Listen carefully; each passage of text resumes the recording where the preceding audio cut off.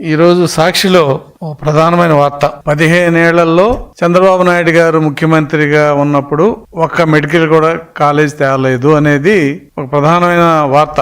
Banner item కాదు కానీ దానికి ఎక్కువ ప్రాముఖ్యత ఇచ్చి రాసి మెడికల్ కాలేజీలు అనేవి ఆంధ్రప్రదేశ్ లో రాకపోవడానికి చంద్రబాబు నాయుడు కారణం అన్నట్లుగా అక్కడ చెప్పడం జరిగింది. ఇవాళ సూర్యోదయం లేదు అని సాక్షిలో రాస్తే ఎంతమంది నమ్ముతారో ఇది కూడా అంతే. అందుట్లో ఎంత వాస్తవం ఉందో ఇందుట్లో కూడా అంతే వాస్తవం ఉంది. అంటే వాళ్ళు ఏంటంటే మా పేపరు మా ఇష్టం, అక్కడ ఎవడో పిచ్చోడు పర్వర్టెడ్ పర్సన్ ఉంటాడు, వాడి వాళ్ళ సూర్యోదయం లేదని అనుకుని రాసేస్తే అదే సాక్షిలో ప్రింట్ అయిపోద్ది. అంటే రాసేవాడు కన్నా బుద్ధి ఉండాలా, రాయించేవాడు కన్నా బుద్ధి ఉండాలా. చదివే వాళ్ళు ఇద్దరు కంటే కూడా మేధావులు. వాళ్ళ సూర్యోదయం లేదని సాక్షి పేపర్లో రాస్తే నాకు పేపర్ ఉంది టీవీ ఉందని ఆ సాక్షి పేపర్ పనిచేసేవాళ్ళు కూడా నమ్మరు. ఎందుకని వాస్తవాలు ఎప్పుడు ప్రజలకి అర్థమయ్యేటట్లు ఉండాలా, వాస్తవాలు చెప్పగలగాల.